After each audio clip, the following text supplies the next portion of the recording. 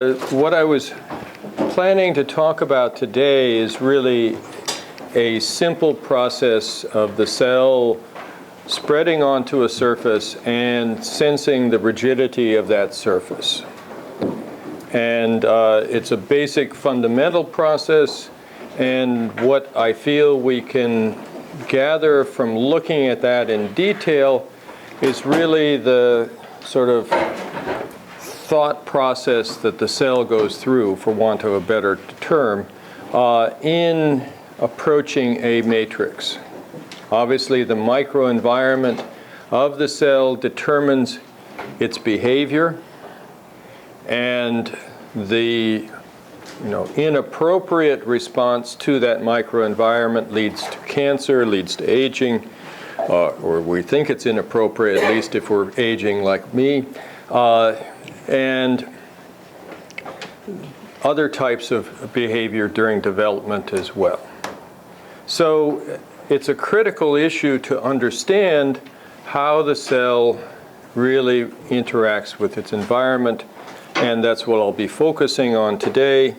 The issue in general is, how do you make all these organs and this body from single cells, and how do those single cells sense where they are in this body and react appropriately, grow when they need to grow for regeneration, but don't grow when they shouldn't grow, i.e. when cancer happens. So it's obviously an important issue in terms of how the cell reacts to its environment. And what I'll be focusing on, at least in part of my lecture today, is the idea that one of the major ways or major themes throughout various levels of mechanosensing is the sarcomeric unit, which has alpha-actinin at the ends anchoring these actin filaments, myosin in the middle pulling anti-parallel actin, and contractile forces are indeed the major forces that cells generate, and we'll say that they are, or at least I'll posit today, that they are the way in which cells sense the rigidity of their environment. Okay. Many have talked about actin polymerization forces. However, those do not seem to account for most, if not all, of the large force generating that occurs within the system.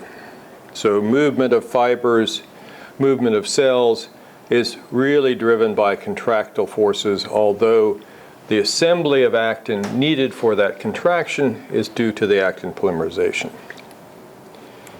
One of the major aspects that I want to emphasize today is really the scale of the process that I'll be talking about.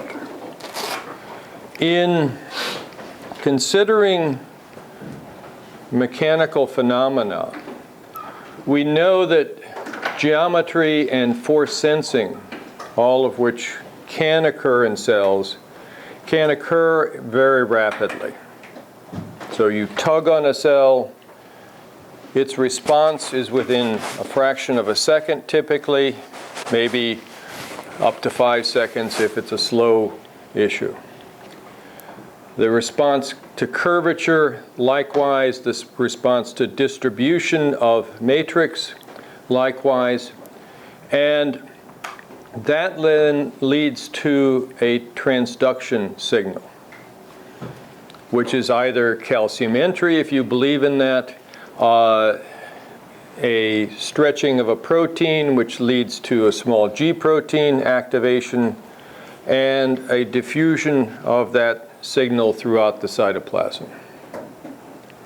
Then there's a response. The G protein binds to its effectors, calcium binds to calmodulin, causes a change in a protein, and that leads to actin assembly or myosin contraction, which changes the original condition.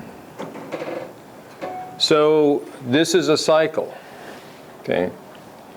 And when we look at cells after several days in culture or several hours in culture at the minimum, typically, hundreds to thousands of those cycles have gone on. So if we talk about a protein affecting a process, it's really and we use a final morphology of the cell as our assay. We don't know where in that series of 1,000 cycles that protein is important. Okay. So if we wish to understand how this system works, looking at the end is a very poor way of doing so. Okay. It's sort of like asking, why someone doesn't reach the end of a 1,000-mile journey when you know they've had to take boats, trains, planes, etc., automobiles to get there. Okay. So you don't know at which step the system fails. Okay. So, and what I'm arguing for today is the idea that there are a set number of such processes, motile processes within cells. They typically behave in a standard way. And so if we understand each one of those 20 or 30 different processes, we understand how the cell can behave, and then it becomes a question of which of these standard types of motility is used under which circumstances. Okay. So as opposed to the bioinformatician approach, which is to say that there's 6,000 proteins within the cell, and the concentration of all 6,000 of those is a critical determinant of how that cell behaves, I'm saying it's a lot simpler problem. If we take the view that there are a certain set of standard behaviors, and once we define those, then we can understand how that system works.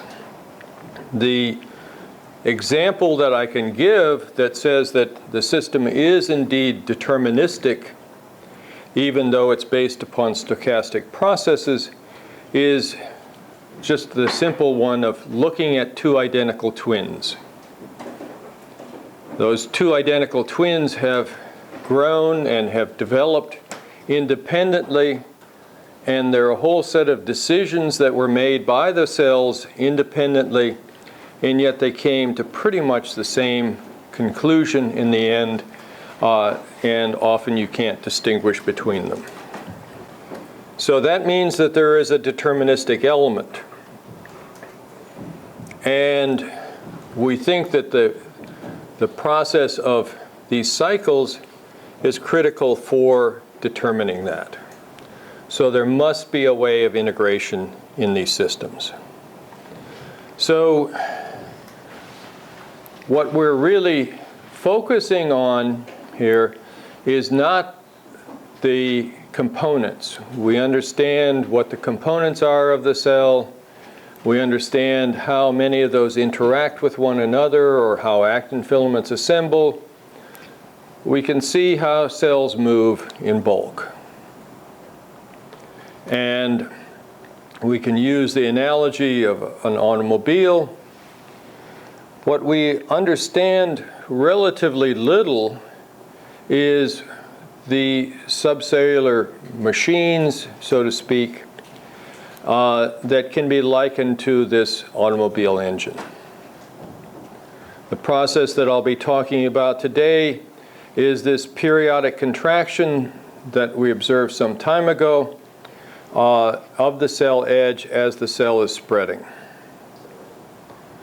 This occurs in roughly a 2-micron region, contains thousands of components, and can be likened to this automobile engine in several respects.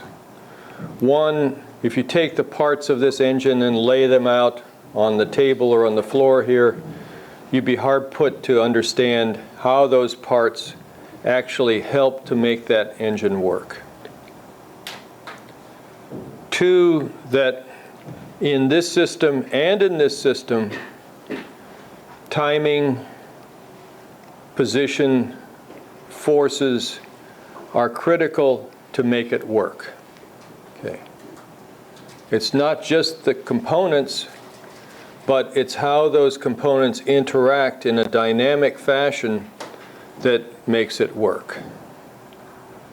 Further, this can be placed in a variety of different car bodies, and it can work just fine. And so this activity we see in fibroblasts, in endothelial cells. Something similar happens in growth cones and epithelial cells as well. So these modular or emergent properties, or however you wish to describe them, can be considered as a unit or a tool that can be applied in a variety of different cell backgrounds with the same generalizable outcome. Okay. And that potentially simplifies the overall process that we have to consider, namely, how does a cell do something? Okay. And so that if it relies upon standard activities, then we only need to understand those important ones. We collaborated for a while with Nam Su, who was here at MIT before, now is at president of KAIST. And he was involved in engineering robust devices. He was responsible for building a better flip top for beer cans and for making a space docking module as well, using pretty much the same principles. Okay. And the principles that are applied to those robust devices also apply to cells. So the leading issue is compartmentalization of functions.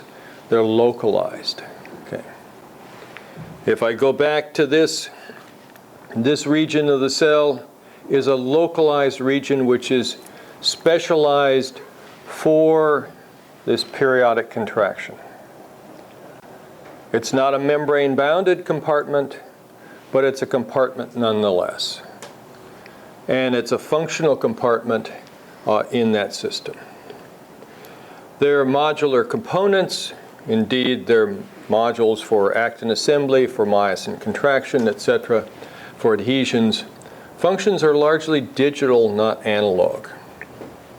So the way the cell produces the right amount of mRNA so that it can produce proteins is not by continuously producing mRNA and adjusting by a rheostat the rate of that production, but indeed turns on, produces a burst of it, turns off, and waits for another signal to turn that on. Okay. This leads into the next issue of term limits. In the Bush era, at least, we did not want that to continue, many of us at least. And it was good that there was a term limit built in. The same sort of thinking applies to cells as well. They don't wish to go down the wrong path for very long before they, are forced to make the decision again of whether they'd wish to move. So indeed, the default pathway or the default activity is for systems to turn off. And so if you look at the motility seems to be a single exponential decay in terms of its lifetime. So that built into this system is an automatic turnoff. That applies to many biological systems. Okay. And then you have to have an active signal to turn it on, and that's the way you regulate, okay, a robust device. Cycles, we'll talk a lot about cycles today. Some of these are futile, but futile cycles of phosphorylation, dephosphorylation, stretching of proteins, and relaxation are not necessarily futile. And we think that they, or at least we'll posit, that they are part of this integration process that must occur to make a stochastic process into a deterministic process. Okay. So, and then there are several variations of important functions, namely that you find out if you knock out many proteins, the cells will go on just fine, or you can knock out a given function and an alternative function will come into play. And finally, there are often phases or linked functions with sharp transitions. We'll see some of those today in the cell spreading onto the surface, and totally different protein activities and protein processes are active in one phase versus another, and the transitions from one phase to another occur within seconds. Another way to think about this is that your response to environmental stimuli is dependent upon your phase in the day. Obviously, at 2 a.m., you will respond quite differently to the same stimulus that you have at this time, at least hopefully. Okay. So, indeed, the same thing happens with cells, that they will respond differently, i.e. are in different states at different times. So going into particulars, what I'm going to be focusing on a lot is cell spreading, and looking in detail at the steps leading to this periodic contraction, and then to adhesion assembly afterwards. So the cell is extending here through actin assembly at the leading edge. It pulls, and when it pulls, it sets down a new adhesion site, a concentration of the beta-3 integrin, and there's another concentration here, and we find that myosin is localized behind this second adhesion site, and it's pulling on the actin, condensing that into circumferential bands of actin, which can go on to become stress fibers. Then, once it pulls that actin away, new actin starts to polymerize at the leading edge in this upper layer. Recent studies from Jiawei Zhang show very nicely the 2 layers of actin within this region. And as it polymerizes, this new myosin will assemble between these sites, and this implies a anti-parallel arrangement of actin, which we'll talk about more, i.e. Similar to a sarcomere. And then when that actin reaches that myosin, you get another pull, and the cycle repeats. The bending that occurs here can be simulated by these 2 post-it notes, in that the upper layer of actin gets pulled, the lower layer is anchored, and so you get a bending occurring. Okay. Please don't hesitate to interrupt me with questions as we go along. You know, all of you have different backgrounds, and so, but if you have a question, it's likely that your neighbor has a question similar. So don't hesitate to interrupt. Now, the issue then becomes, what are the long-term effects of these tests of the environment? And Adam Engler and Dennis Disher's lab looked at this some time ago using a collagen substrate on a elastic background polyacrylamide. There are some doubts raised by work from Joachim Spatz and Viola Vogel as to whether or not there is some change in the architecture as you go to these low rigidity polyacrylamide surfaces, but be that as it may, the final result is pretty much the same, namely that the cells respond differently.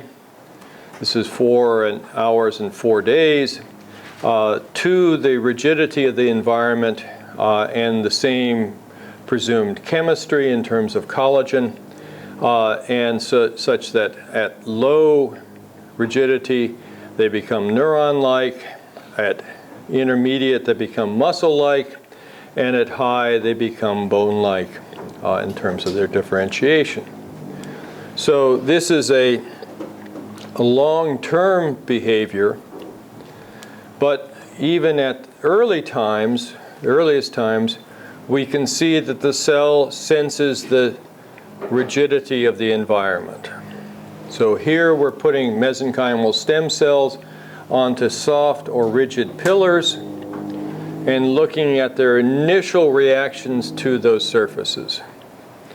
And we see that when they spread on the soft, i.e. tall pillars versus the short pillars, same diameter, they find that they become more dendritic here, more quote-unquote uniform spreading here, so that the process of rigidity sensing can occur very rapidly. It doesn't require the 4 hours or 4 days that were used in those previous studies. Okay.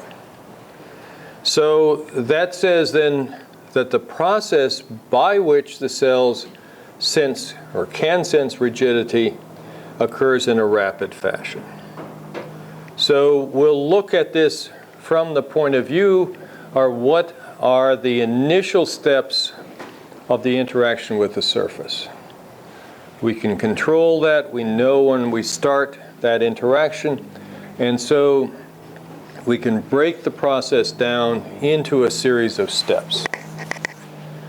That will be testing the surface matrix, and I'll emphasize clustering there. There'll be rapid spreading without contraction, at least in this isotropic spreading case. Contractile spreading, this process that I talked about of the periodic contractions, which tests the rigidity of the surface. Then adhesions mature with further actin contraction, and you have continued testing of the surface over time, i.e. through the adhesions. So looking at the multimeric nature or clustering nature of the initial interactions, we see that a fibronectin trimer, and I'll describe what that is in a moment, binds quite differently to cells than does a fibronectin monomer. So they're simply added in the solution, and there's a rapid wash and fixation at the same time, and then visualization afterwards. Okay. And what you find is that the trimer is binding at the edge, whereas the monomer is binding over the whole surface. The composition of that trimer was essentially using a hexabrachian or tenacin trimerization domain coupled to a tenacin spacer arm and then to the fibronectin 7 to 10 domain, which has the RGD loop here. This was a construct provided by Harold Erickson, while I was still at Duke. And so they're by and large the same, except for this trimerization domain. So drawn to scale here is the alpha-beta integrin dimer, about 20 nanometers out from the surface. This is about 60 nanometers in width, so that we can see how large this complex is. We went on to use beads in laser tweezers at low concentrations of fibronectin trimer on the surface, so that we were presumably looking at single molecule interactions. And what we found with the trimer and not with the monomer was that there was a tail-independent 2 piconewton slip bond formed with the actin cytoskeleton. In other words, this actin cytoskeleton continues to move inward at a pretty steady pace of about 60 nanometers per second. And that couples with activated integrins, and you see it start to move, and then it pops back, moves and pops back. And so that we call a slip bond. Our good friend Evan Evans went back over the data and confirmed that it behaved as a slip bond. It's nice to have friends check your data for you. And what happens in general, if you have a more rigid trap, more rigid laser tweezers, you find that in a counterintuitive type of fashion, you're more often going to have a permanent attachment to the cytoskeleton, and the bead gets pulled out of the trap. Whereas at low rigidity traps, you find that you're more likely to break the attachment to the cytoskeleton, and it's less likely to be reinforced, indicating that there is a rigidity-dependent step in that overall process. Okay. Now, in the meantime, Joachim Spatz's lab has been producing surfaces with the diblock copolymers around gold, so that they can produce arrays of 5 to 6 nanometer gold dots spaced by arbitrary, or by defined, distances from one another, dependent upon the size of the diblock copolymer micelle. And then you use reactive ion etching to remove the diblock copolymer, and you're left with an array of gold dots to which you can affix a biotinylated self-assembling monolayer, and then you can add avidin, and then you can add biotinylated RGD here, and the cells will spread on those if the dots are spaced by 60 nanometers or less from one another.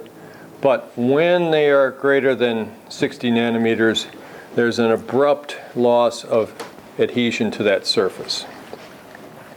60 nanometers was intriguing to us because that was roughly the length of that fibronectin trimer. The arms in that trimer were about 30 nanometers in length. And so we collaborated with Mark Schwartzman, a graduate student in Shalom Wynn's lab. And Shalom was at previously IBM, E-beam writing, and so he was able to produce arrays of gold dots, again roughly 6 nanometers in diameter, spaced by arbitrary values and in different arrays because he was using an E-beam writer. And so now we could look at a dimer or trimer arrays and ask the question, would the cells spread on those? And we were quite disappointed to find that although the E-beam written hexagonal arrays would support cell spreading at 50, 60 nanometers, but not at 80 or 100, repeating the results from the Schmatz lab, that the trimers and the dimers would not. And so that raised the question of, is this a density issue? Because obviously there are many more dots per square micron and many more RGDs per square micron in these arrays than there are in these. So Mark went back and looked at this issue by taking heptameric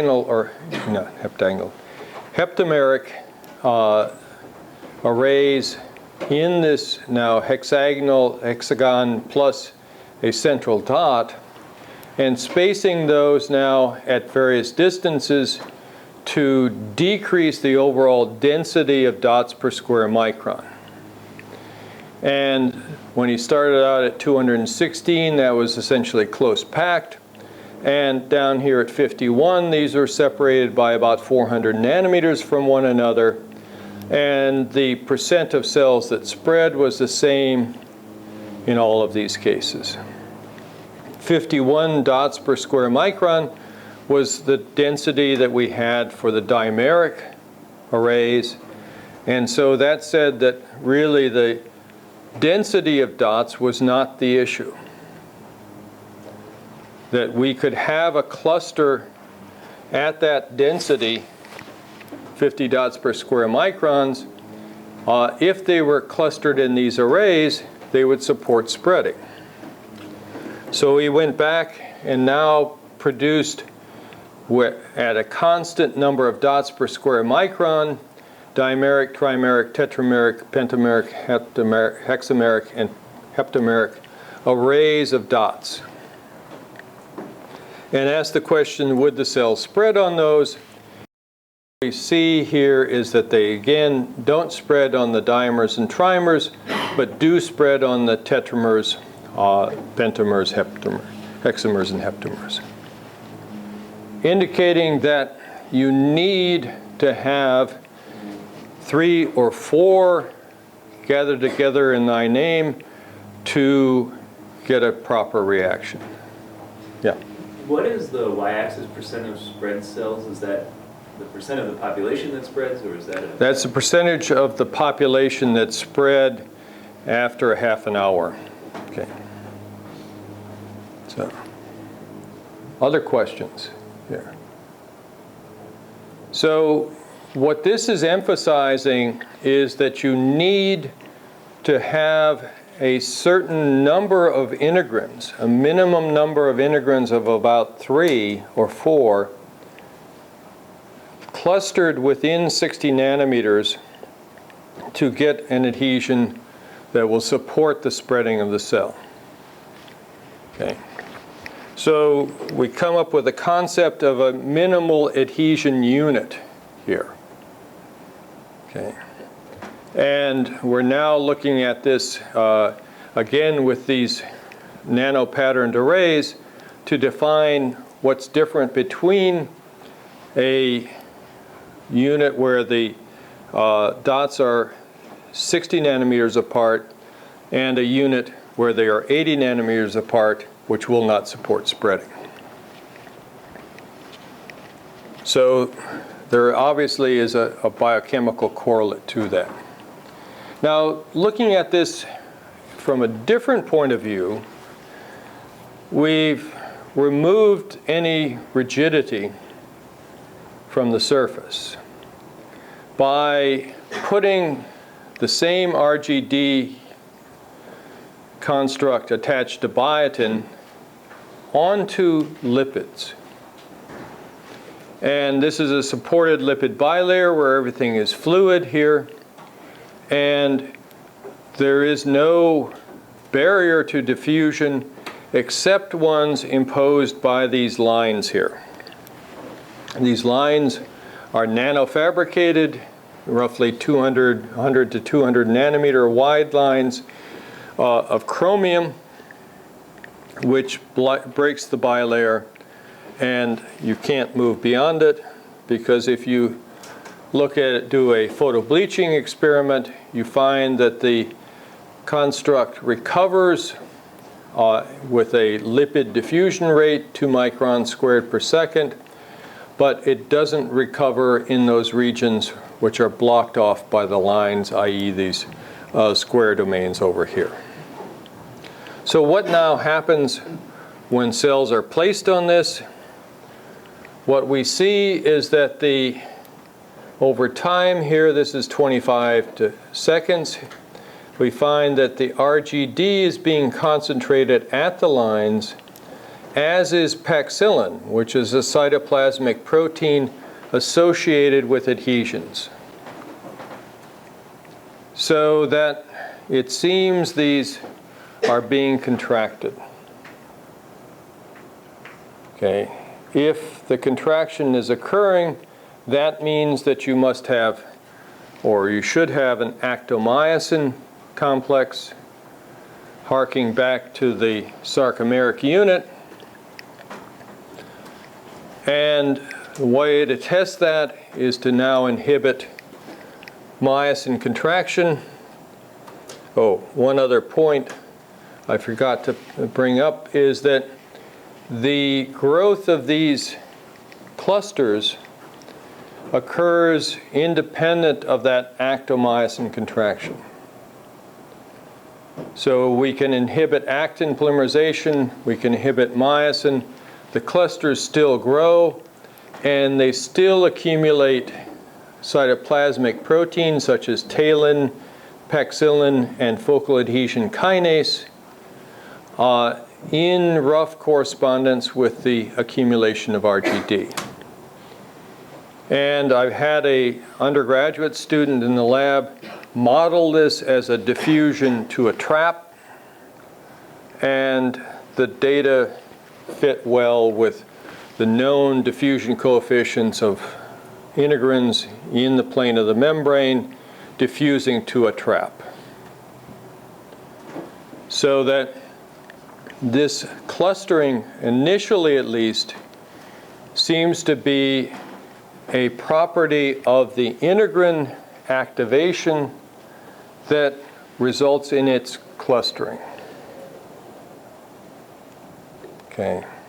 When you think about it, it's a relatively profound issue because it explains quite simply why, when you have a uniform surface coated with a uniform distribution of fibronectin, you end up with adhesions where the integrins are concentrated in local regions. Okay. What it means is that there is an affinity in the lateral sense of integrins for integrins once they become activated. And that is sufficient to recruit many of these adhesion-dependent proteins.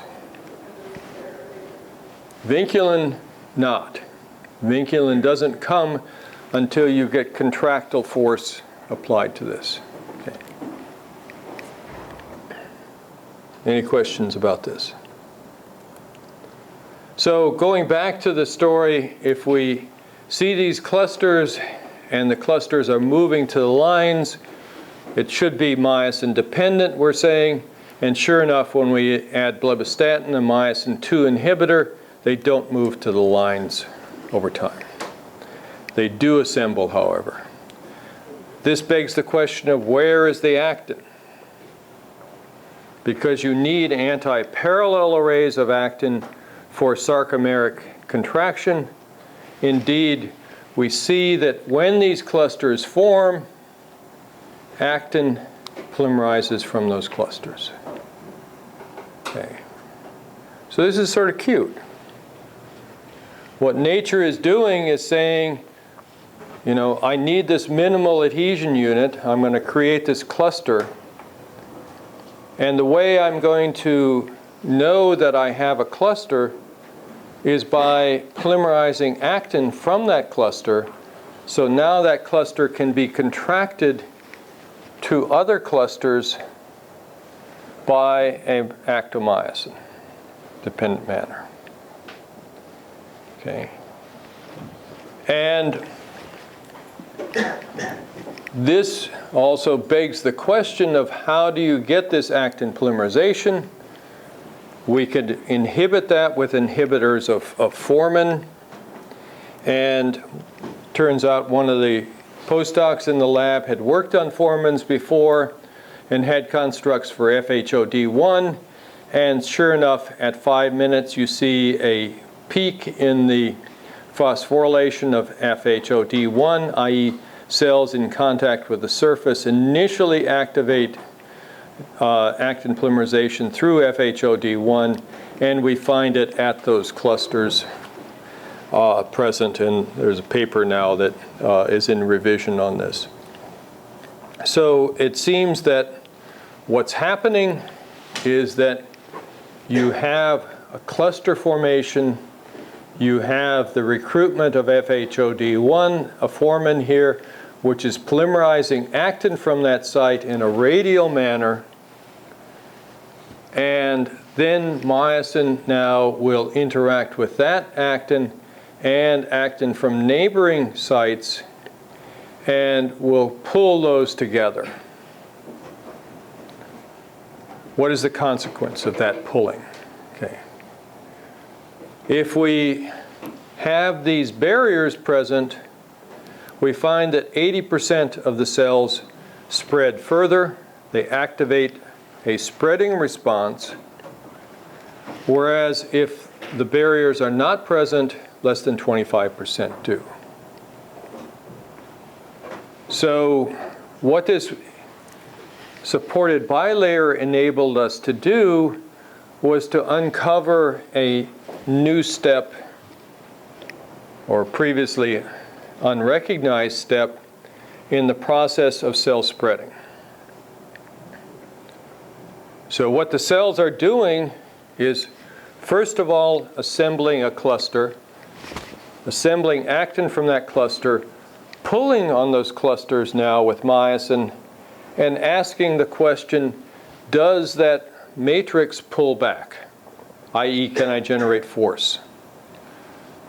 And if it's a supported bilayer and you don't generate force, you don't spread.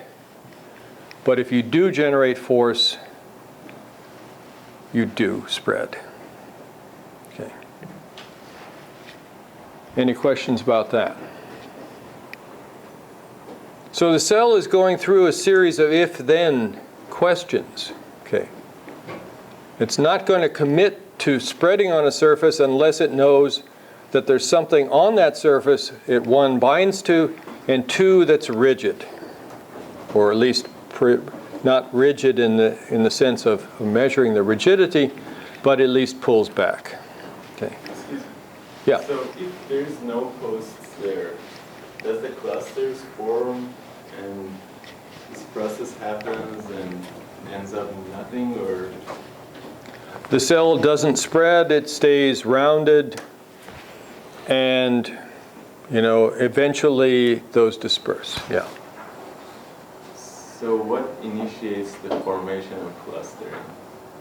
The diffusion and trapping. So in other words, integrin binds to RGD. This is now beta 3. It changes its conformation, and it has an affinity now for other RGD liganded beta 3 integrins in the lateral sense. So if there is no posts, meaning no force, they form still, but the cell doesn't spread. The cell doesn't spread. Okay?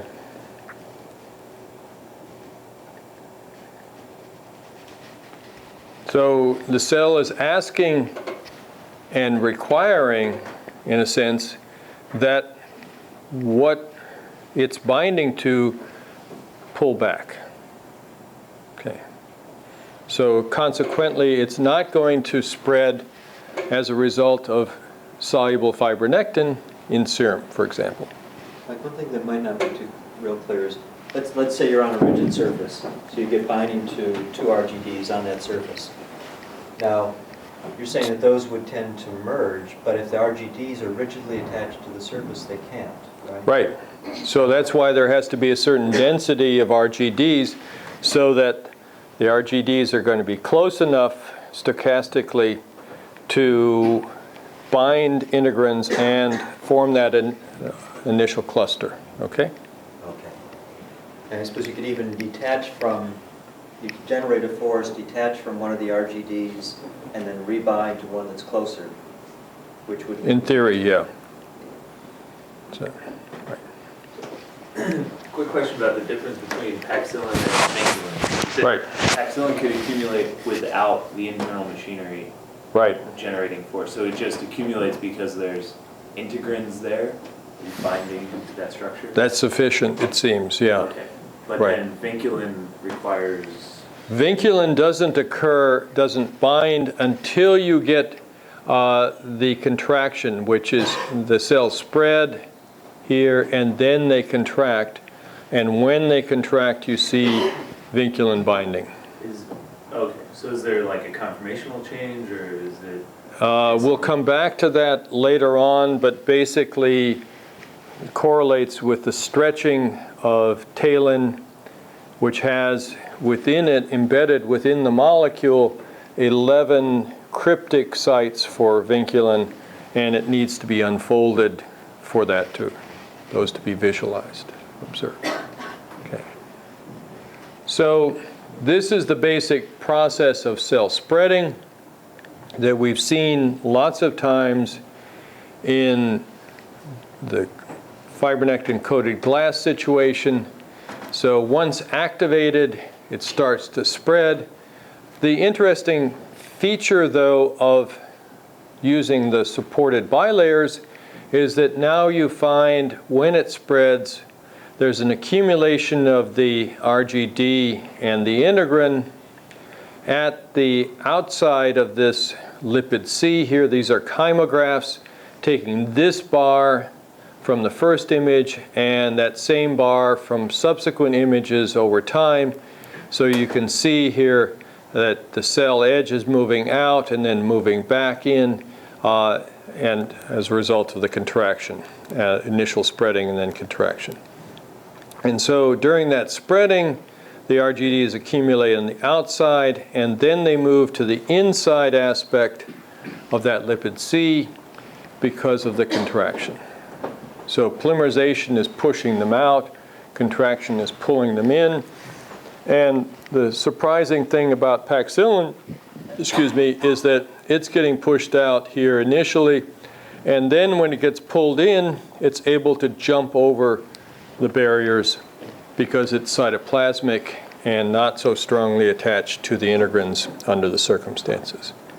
Does it occur only on the leading edge, or like isotropic on the other side? Pretty much isotropic. Here, the next slide really sort of addresses that question, because here we plot the position, radial position of all of these clusters, and we can see that virtually all of the clusters are moving out.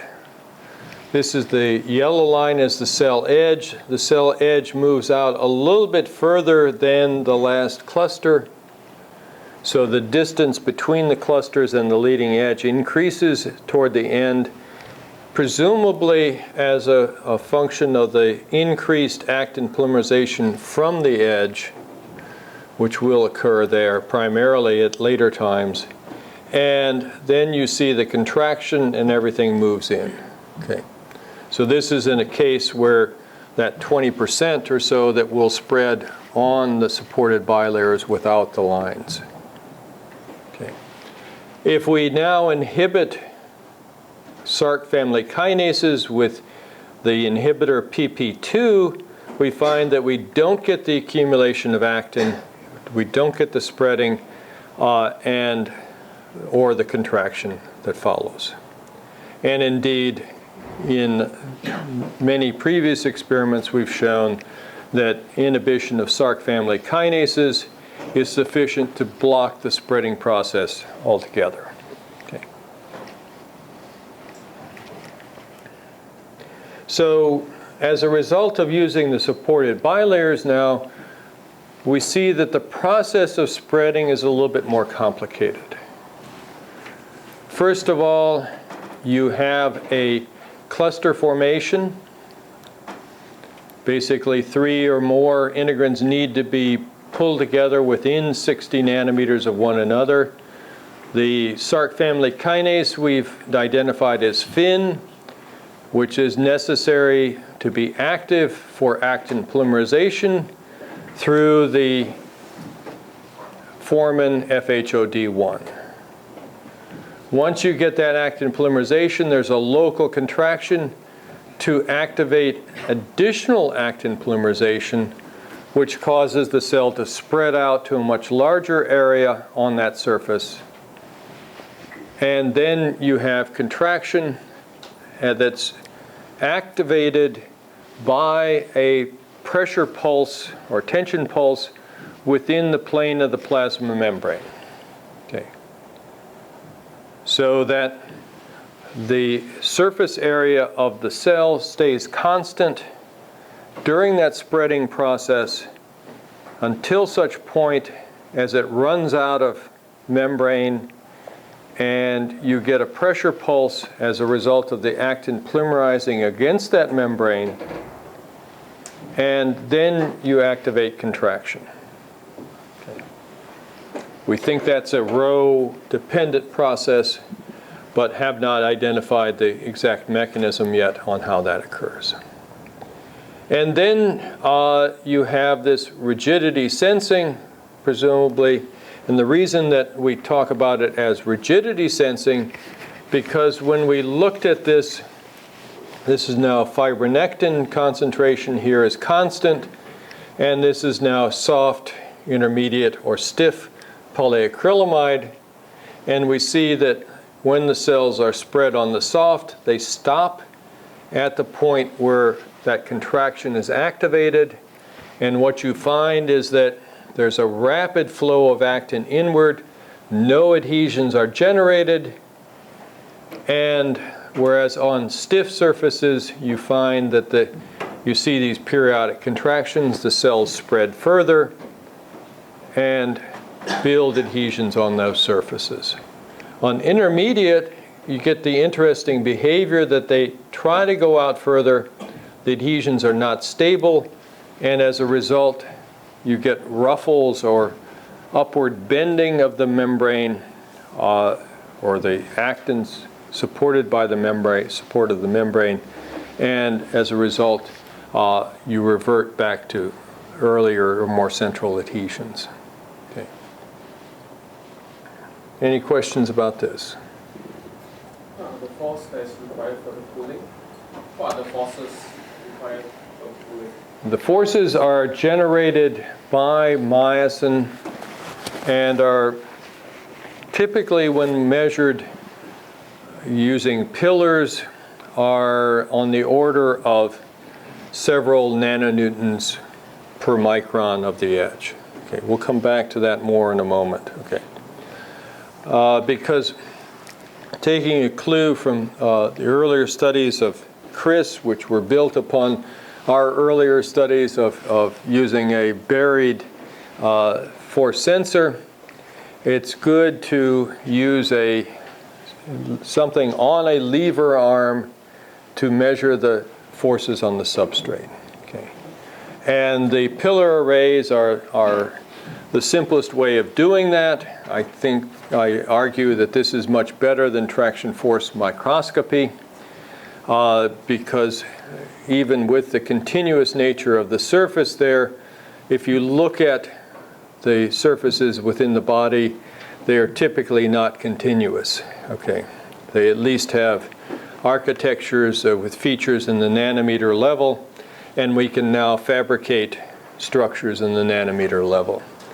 So Sabagasemi, a graduate student with Jim Hone, who's a mechanical engineer at Columbia, set about to develop 9 different arrays of pillars, all with a standard geometry, namely that the spacing was the same as the diameter of the pillars, such that the center-to-center distance between the pillars was twice the diameter of the pillars. So a constant fraction of the surface area of the cell was interacting with those, and that now they were made in 3 different diameters, 2, 1, and a half micron, and at each diameter 3 different heights, which had roughly the same spring constant, namely in the range of 2 to 20 some nanonewtons per micron of displacement of the pillars. When cells spread on these surfaces, we got dramatically different behaviors. And I'm running over a little bit here, so interrupt with questions as we go. Okay. So, and the important difference here between the 2.5 micron pillars was that there appeared to be roughly constant force per unit area on the large pillars, i.e. that the soft ones were displaced much more than the hard ones. In contrast, on the 1/2 micron pillars, they were all pulled to the same amount and for roughly the same period, consistent with the earlier findings of Benoit Ledoux's lab, in which they varied the substrate rigidity or pillar rigidity by 100-fold and found that they were constantly displaced to a constant displacement. Okay. So that rigidity sensing seemed to involve pulling to a constant distance. Okay. So what was happening over here? Well, when we thought about it, the concept was that maybe the cells were sensing the rigidity of the pillar top, which is PDMS, and has a very high rigidity. Okay. So, one other point I want to make here is that if you now vary the overall rigidity of the pillars, we find that the force per unit area on the 1/2 micron pillars scales roughly linearly over a wide range, and we were getting values up to about 20 nanonewtons per micron squared. Correcting now, after correcting for the bending of the substrate from a study that came out of Viola Vogel's lab, whereas with the 1 and 2 micron pillars, we were working at a constant force per unit area, much lower, at least for the rigid surfaces. Now, when we looked with Paxillin, we found that it was at the edges of the 2 and the 1 micron pillars, whereas it was on top of the 1/2 micron pillars.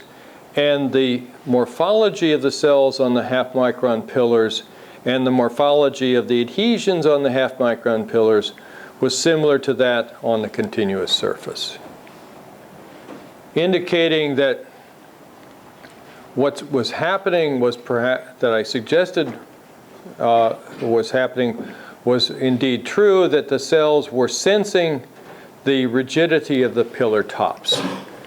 That was even more evident when we looked at the distribution of phosphorylated myosin, i.e. myosin that was activated. We found that it was arrayed around the large pillars, but was between the small pillars and appeared to be pulling the small pillars together. Whereas it was forming a contractile ring around the large pillars here, and thereby sensing the rigidity of the pillar tops. Okay.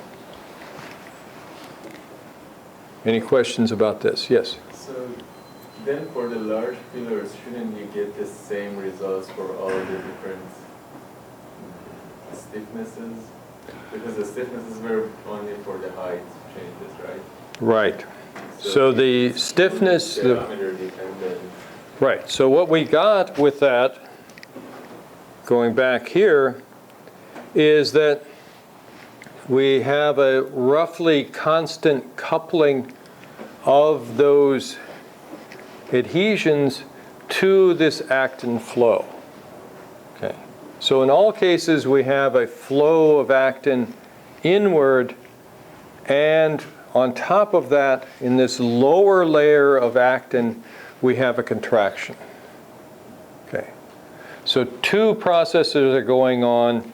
Remember, we drew that initially as two layers of actin in the leading edge. That's supported by Jiawei Zhang's results. We're using super resolution. And indeed, we're seeing it again here in that the adhesions form around these large pillars. And what happens when you form those adhesions will couple to that flow of actin inward. Okay. And that's roughly constant per unit area, so that this now explains that. Okay. Yeah. It looks like from that image that your heights are on the order of the diameter of your pillars. In some cases, yes. So how do you calculate the stiffness? From the bulk properties of the PDMS. Okay. Okay. What we should do, and I keep arguing for that, is put a magnetic bead on the tops of the pillars and pull them, and then measure the position from below. But yeah, I mean, that's you know, experiment to be yet to be done. The other issue that complicates this is the potential for artifacts due to the lensing effect of cytoplasm of the cell. We think that that's not a problem because we now go back and use fluorescent topped pillars, and we can measure independent of the, you know, without DIC, the position of the pillars, and we get the same value of 70 nanometer displacement in that experiment. Okay. And we're going to go back and do it again with a polymer which is refractive index matched to water so that the pillars don't have any refraction, and so we can see hopefully that behavior again. Yeah. Do you mix different size of pillars within the same substrate? You have different diameters. We have not. Benoit's lab has been doing a lot of that to try to address the issue of a haptotaxis, movement to different rigidity surfaces. Okay. So, consistent with what I was talking about a moment ago, indeed, when we look at the vectors of displacement of the large pillars, they are all in the direction of the actin flow, i.e., from the edge toward the center of the cell. Whereas if we look at the half-micron pillars, we see these local contraction units that are typically 2 to 3 microns in length. Okay. And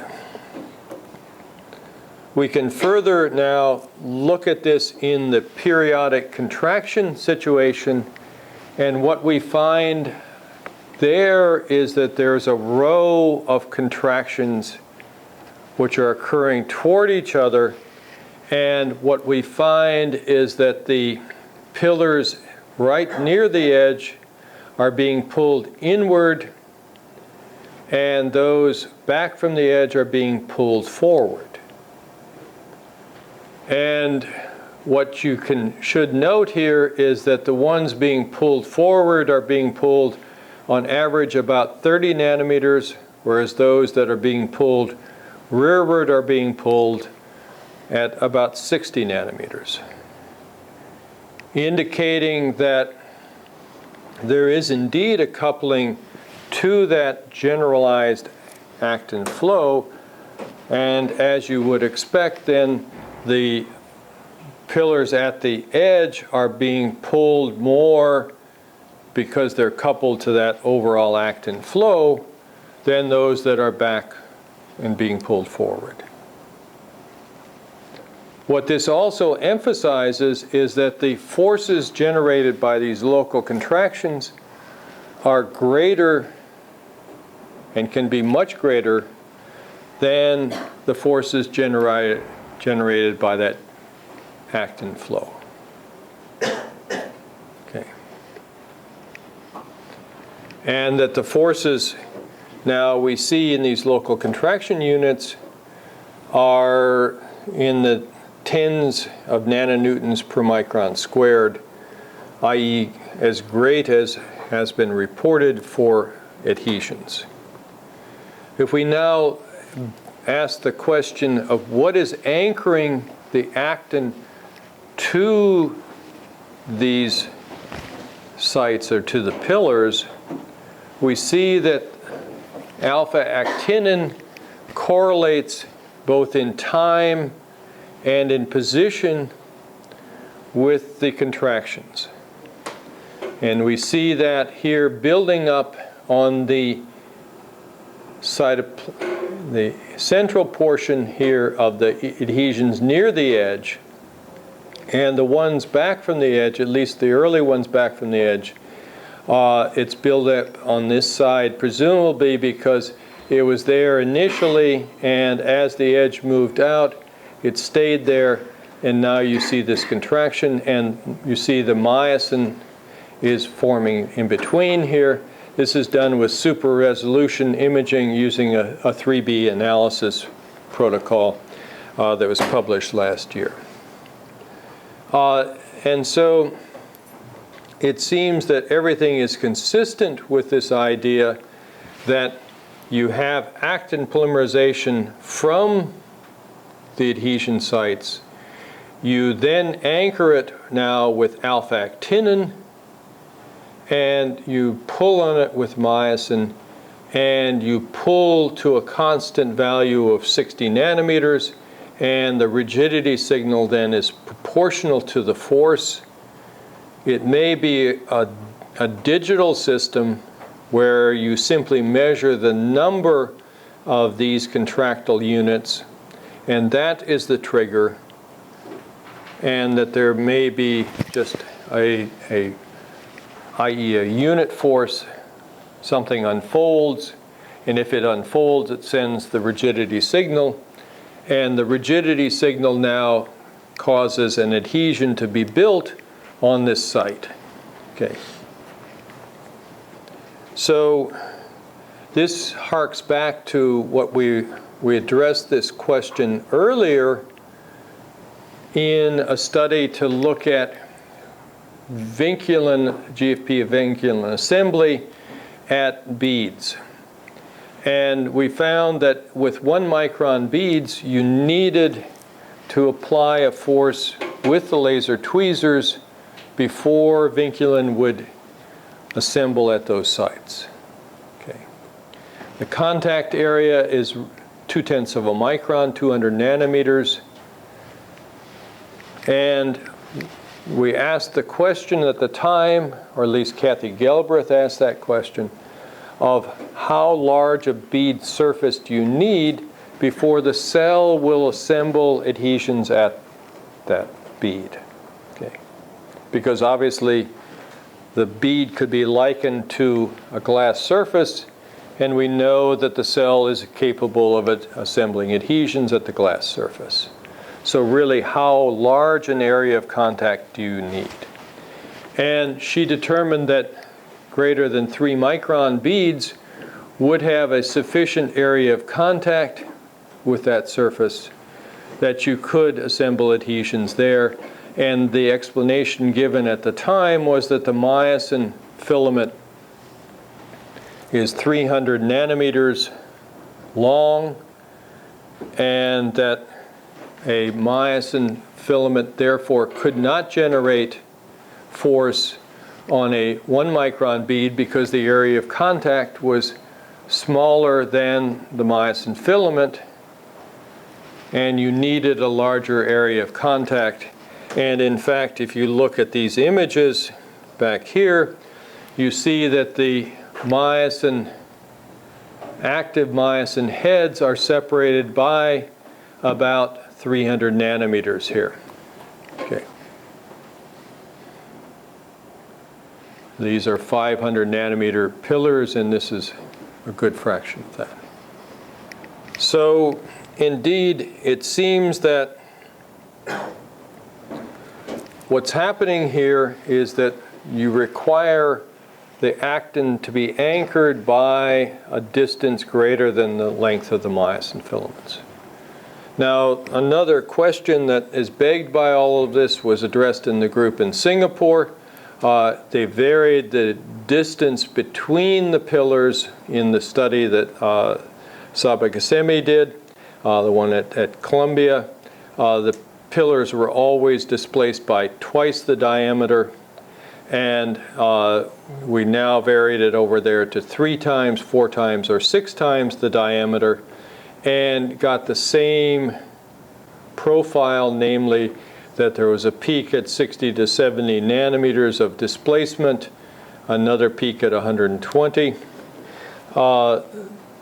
We also looked there at 2 different cell types, human foreskin fibroblasts versus the mouse fibroblasts. And the human foreskin fibroblasts pulled to 120 nanometers, whereas the mouse fibroblasts pulled to 60 to 70.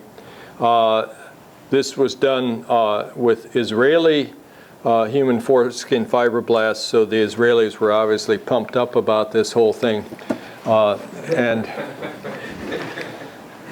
suggesting that their fibroblasts were stronger, at least the foreskin fibroblasts were stronger. So the sarcomeric units are again about 3 microns. If you look at for the large pillar displacements, again you see there's just a local contraction. Now these are displaced by 3 microns, and it falls off very rapidly beyond that distance. The next question is whether this is really involved in rigidity sensing. And from the work with the laser tweezers, we addressed this issue. And some time ago, to work out a biochemical pathway, which involved, it seemed at the time, receptor-like protein tyrosine phosphatase alpha. RPTP alpha is in complex with the alpha V beta 3 integrant at the leading edge. It activates FIN and SARC that we know are important for this process, so that it was not surprising that RPTP alpha minus cells spread to the same area on soft and rigid surfaces.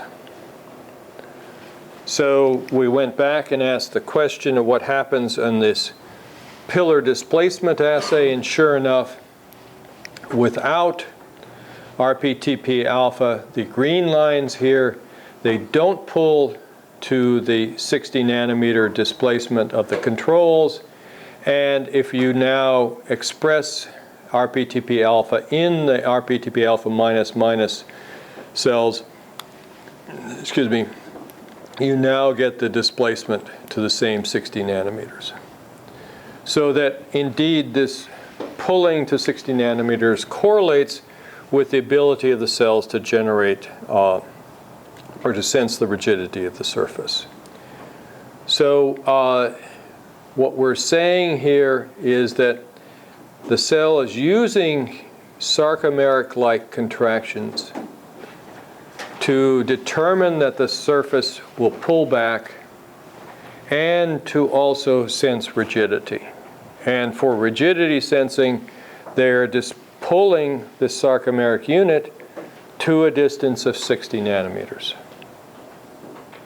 That's a molecular distance. It could be sensed by any molecule that will measure the relative position of myosin and actin. And we're looking now for such a molecule. There are a number out there. Cal-Desmond was the first one we looked at. It doesn't correlate, but others might. in this situation. Okay. So we've gotten to the point of assembly of adhesions. On soft surfaces, they don't assemble. On rigid, they do. And then what happens on rigid surfaces? How does the cell now get a signal from that adhesion? And this gets into talin, last portion of my talk. And talin has a binding site. It's N-terminus for integrin, and in the firm domain, and it has an actin binding site at its dimerization site out here at the C-terminus, and in between it has 11 cryptic sites, or 10 cryptic sites for vinculin binding. One of those is not cryptic, and vinculin will bind to talin in the absence of force to a limited extent. But we showed in vitro that simply applying magnetic force, a magnetic bead force to talin, we could stretch it and expose those vinculin binding helices, which would complex now with the 4-helix bundle in vinculin to form a 5-helix bundle. Crystal structure of this has been known for some time, and that this is now from the steered molecular dynamics studies out of Viola's lab. Similar studies came out of Roger's lab, where indeed the unfolding would expose these sites, at least in silico, and we tested it out in the test tube, and that worked. So that begged the question of whether it was happening in vivo. So we use this construct from Critchley's lab that had GFP at the N-terminus and M-cherry at the C-terminus. It's a dimer, and in vinculin minus cells it restored normal function, and we see an overlap of the red and green here in these cells. And what was the important step for this paper was that Felix Margadant developed a program that would automatically look for pairs of GFP separated by 500 nanometers from others, and there was an M-cherry in that region. The reason for one M-cherry is that M-cherry doesn't fold very well, and so only about half of the M-cherries present are actually fluorescent. Okay. Something you have to keep in mind when using these tools. So when we found an M-cherry with 2 GFPs, that defined a vector that had a length and a direction, and we can determine that direction relative to the actin flow. And in the presence of blebistatin, the myosin inhibitor, there was no polarity to that vector, and the peak was at 60 nanometers here, which corresponded very well with the overall length of the molecule in vitro, and indicated that it was not being stretched. However, in cells that were actively pulling, the vector was now in the direction of actin flow, and the first peak in the length histogram is at 90, another one at 150, and a shoulder here at 210, indicating that the molecules were being stretched to typically twice their overall length. Okay. The most interesting aspect of this comes from the dynamics, which is next. As an aside here, if we look at other molecules like focal adhesion kinase or filamin, again labeled in the same way, we find a different different length histograms. This was now work from the Woods Hole physiology course, which we were fortunate enough to participate in last summer. And the students there in a 2-week period were able to recapitulate basically the data that we got in Singapore, plus look at focal adhesion kinase and filament, which gave dramatically different length histograms. So it seems that many molecules are being stretched in a similar way. The talon stretch appears to be dynamic in that we see it stretching here to 250 nanometers, dropping back to 0, up to 100, up to 100 again, and up to 100. So 4 times in this period of 60 seconds. Okay. If you look at this relative to the dynamics of vinculin in the adhesion, you find that the lifetime in a photobleaching recovery experiment of vinculin in a typical adhesion is on the order of 16 seconds. So the stretch relaxation cycles are on the order of the same lifetime as the vinculin in the adhesion. Okay. Talon has a longer half-life of about 100 seconds, so indeed talon should be there for the long haul. The surprising result that we got, though, in this study was that when we looked at these adhesions near the edge of the cell, they were green on the outside and red on the inside. The reason that that's surprising is it indicates that all several hundred to several thousand talons in that adhesion are being pulled in concert. This is consistent with the fact that expression of the vinculin or talon tail region will also, talon tail will go to adhesions, indicating that there's something now bridging those talon tails in those adhesions. And we see that, again, the dynamics are occurring there as well as in the single molecules, and that if we look, this is now perpendicular to the membrane. If we look parallel to the membrane, we don't see movements, and if we look at adhesions near the center of the cell, we don't see the movements as well also.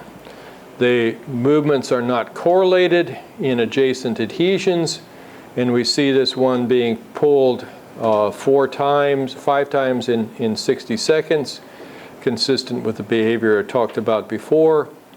But this larger one is being pulled, certainly not showing the same peaks and showing a different frequency of contraction. Again, the controls work. Myosin inhibition brings us down to the background levels. And an interesting control is that the active vinculin head, which it binds essentially irreversibly to talon now and causes elongation of adhesions and stability of adhesions, it causes a increased stretch of talon to about 400 nanometers in this case, in some cases up to 600 nanometers. The overall length that we could expect for the talon molecules are roughly 1,000 nanometers, so that it's probably a significant fraction of the overall length is being stretched. So the model that we come up with here is really a stick-slip model in which the actin is flowing inward.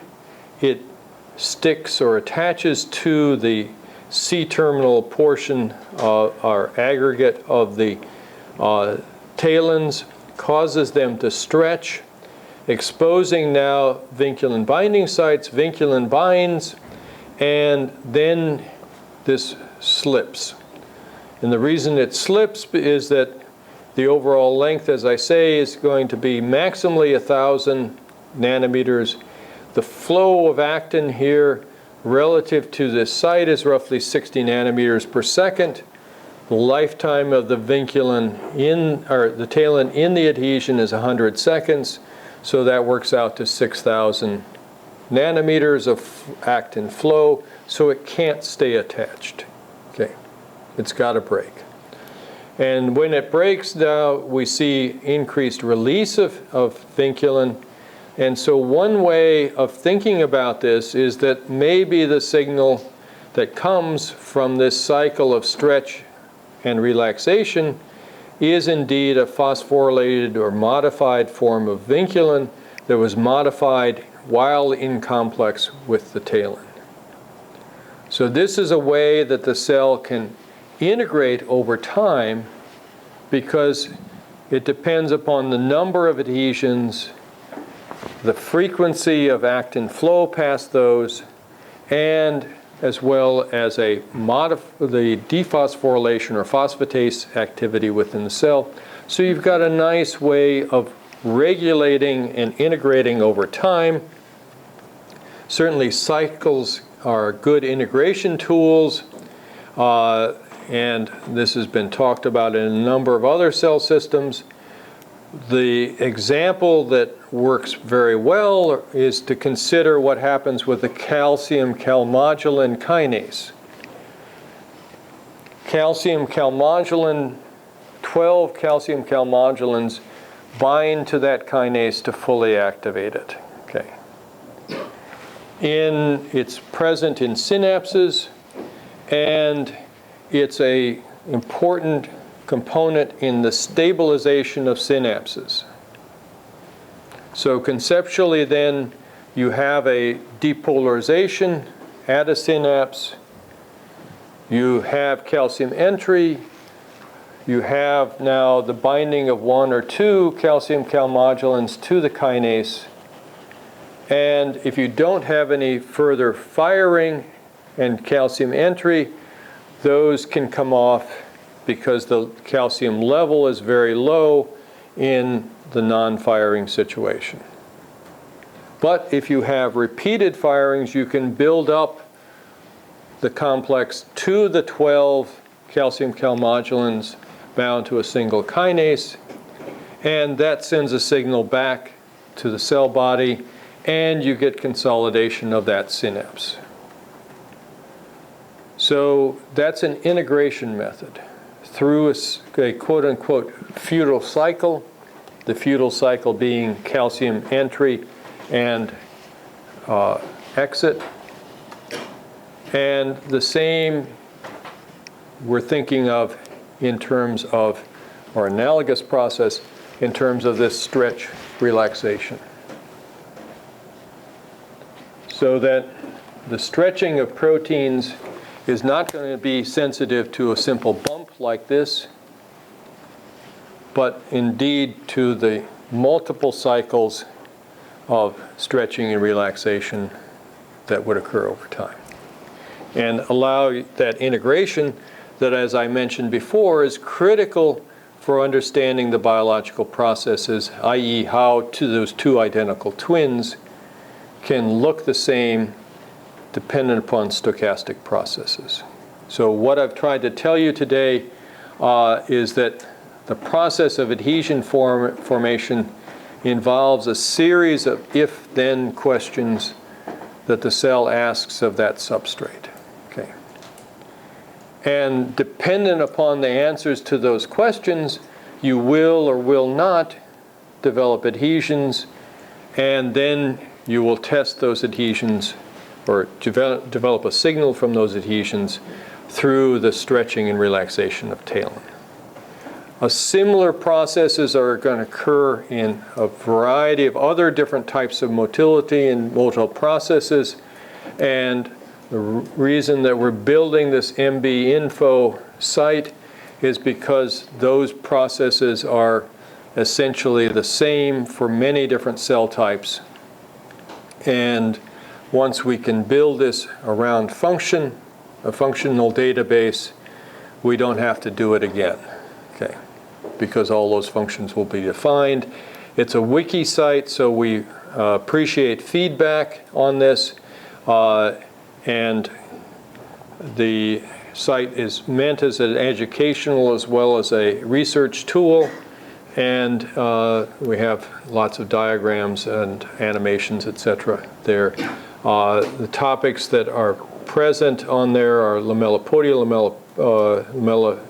motility, filopodia, podosomes, invatopodia, cell matrix interactions. and cell interactions coming soon, as well as nuclear functions.